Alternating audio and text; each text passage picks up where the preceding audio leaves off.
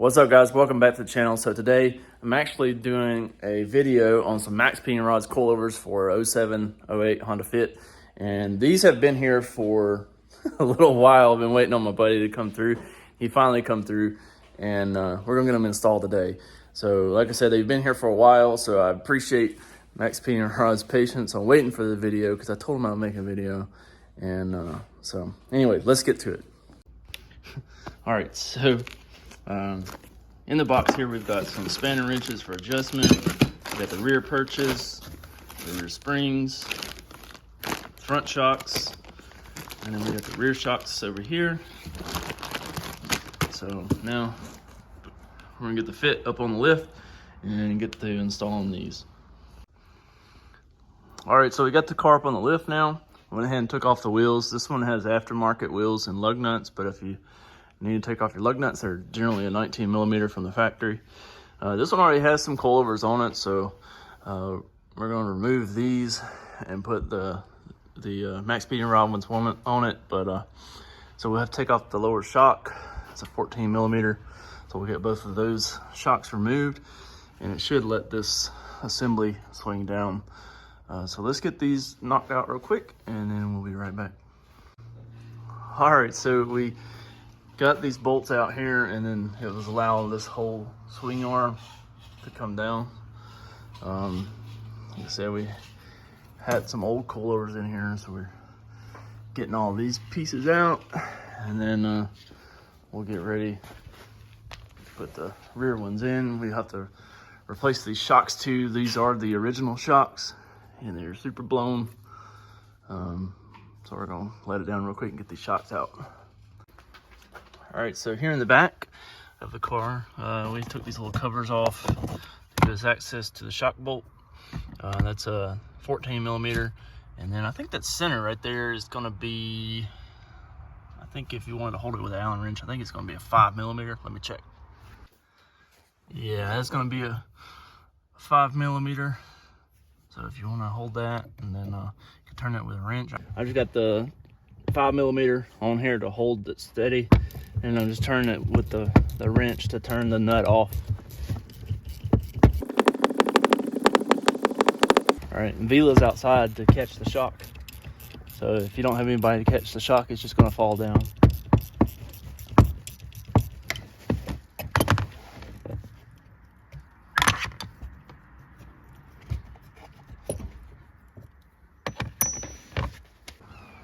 All right, so here on the factory shock, it has the little dust boot that covers it here. It has a washer and it has a sleeve. So this sleeve, you can see how it's got the little piece stamped in there, and that's to keep this from coming off. So what I did was took a grinder and I just ground a flat spot on the threads right there to where this would slide off, okay? And then I took a drill and ran it through here to knock that the piece where they stamped it, knock it out, and then allow us to take off the washer and the boot too if you want to use the boot, but the boot won't fit over the Maxpeedingrods sleeve, or this Maxpeedingrod shock rather. So we got this washer, and slide it on here, and then this sleeve, and that'll keep you from pressing down your bushings too much. This one I still have to thread it on here a little bit. The drill bit I had didn't get it 100%. So now I've got this on here, and we can put it back through over here and with the rubber washers. So we already got the rubber washer up here, and then the rubber washer on the bottom side of it too.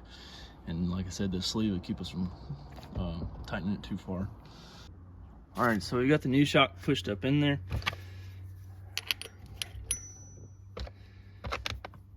Let's see. I'm just gonna reuse the old nut. The new nut has a little nylon lock in it, but looks like the inside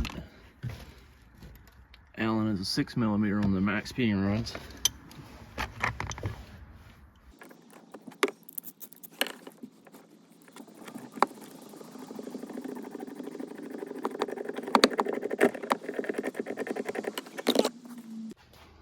right, so we got the shocks installed here on both sides, and then we got the new springs in here.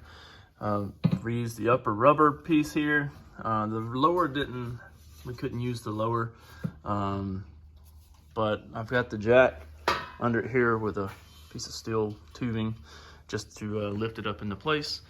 So you can see how it lifts it up here when I'm jacking. And then it'll allow this to line up to where we can get the bolts back in. And then I'll have to jack it over there just to get that one lined up as well. All right, so we got both shocks bolted in now. I used the washer in here just to keep it from smashing this in so far because it had a nice little gap. Also, you can see the shock touches right there, but I think once we let it down, it's gonna have enough clearance because it's gonna compress this. We'll check that again once we let it down though, because you can see like it has plenty of shock to go up there. So we'll check that in a little bit, and once we get the front stuff on and get it let down. All right, so here on the front, again, we took the wheel off, 19mm if you have stock lug nuts. Again, this one's aftermarket. This one also has aftermarket suspension on it currently, so we're taking these off. These are adjustable tie rod end, or not tie rod ends, adjustable sway bar end links.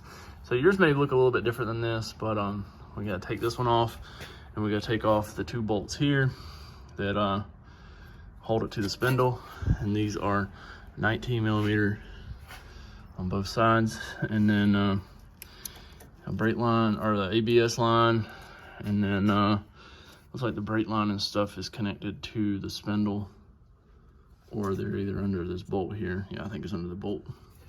So and then that come loose, and we'll take the top nut off of the shock up in the engine bay. So let's get these bolts loose down here, and then we'll get this started coming out. All right, so we got this loose here. I used a bungee strap just to hold this back to keep the axle from pulling out of the joint.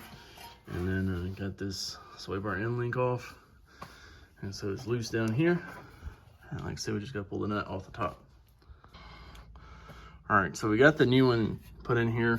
I wound up having to drill out the bolts, the bolt holes in the bracket here because they weren't big enough to support the factory bolt. And then also had to extend it out to where we get to the same rod height as the ones that were on here. It doesn't have the bracket to hold the ABS line here, which doesn't really matter because this one's broken anyway.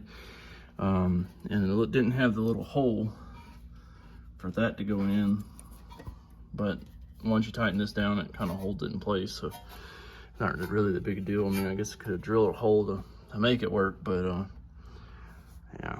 So we kind of got this one in. I'll get the other one pulled out and show you guys what I had to do to drill to make these work. All right, so the difference on here, you can see on these, the hole is much bigger than that. So like the bolt comes out of it, fits in there nice, and the bolt doesn't fit at all. So we have to drill these out and get this bolt to fit. All right, so I used the step bit on my drill and just drilled these out until the bolt would fit, and now we got it ready to install. So that's the modifications you have to make to that. It's not super intensive, but just be aware. All right, so we got this coilover installed too. I adjusted all this stuff to the same specs as the other side. Just prior to putting it in here, I measured everything, got it all in there, and I'll stick these wheels back on there and then get it put back on the ground. All right, so we got the coilovers installed. The rear is pretty much maxed on low. The front can go way lower. You can see that the front is a little bit lower than the rear right now, but the front can go way lower. I've noticed that with several of the Maxpeedingrods coilovers that I've installed, that the front can go way lower than the rear. But I mean, it's still got a nice stance to it. Like I said, the rear is pretty much maxed out. There's some little things that we could do to really make it go lower. Like we could take out the little perch on the spring and just put it spring straight on there. Also, the shock does no longer hit the swing arm there, so we're good with that. But yeah, we got them all installed on there. Got it set pretty even. Turned out looking pretty good. I think we're happy with it. Well, all right, guys. So now you see what it takes to install the Maxpeedingrods coilovers on your Honda Fit. These are for like the 0708 models. So if you have an 0708, you can go over to Maxpeedingrods website using the link in the description, and you can pick up a set. You can use the discount code YEET1, YEET1, on anything Maxpeedingrods site-wide, and it'll give you percentage off. I'm not exactly sure what the percentage is at this point, because they've changed up some of their stuff since the last time I filmed anything for Maxpeedingrods. But it will give you a certain percentage off site-wide. I think it's like 5 or 10, something. I really don't remember. But as far as my opinion on these coilovers, you know, we had to modify them a little bit to fit, to be able to install them on the car. The front shocks, you know, we had to drill out those holes in the lower where it connects to the spindle. We had to drill those out to fit the bolts.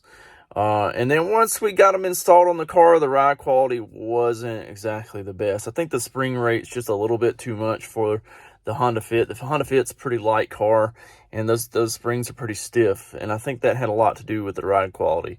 So we actually wound up taking the Maxpeedingrods coilovers back off of his car and putting his original coilovers back on last night. And we did utilize the Maxpeedingrods rear shocks simply because his shocks that were on his car when he came to have the Maxpeedingrods installed were the OE shocks, and they were blown. So we did utilize the Maxpeedingrods shocks, and he says the ride quality is better now than it was when it came here, utilizing those rear shocks. Now, again, he had blown OE rear shocks, so I guess really anything's going to be better than that. So just telling you, you know, if you do buy these, you are going to have to modify them ever so slightly on the front. Just a quick drill, you know, a drill with a drill bit can fix that, make it work. But the ride quality is not going to be the best. So you know, you kind of get what you pay for when it comes to ride quality. If you want something that rides outstanding, you know, look for something in a little better quality, a little more money. But if you want something just to dump your car, man, you know, just to get that low life, and you're on a super tight budget, then, you know, definitely you can check these out. So thanks for stopping by the channel, and I hope to see you guys again soon. Make sure you like the video, comment, and subscribe. See you later. Peace.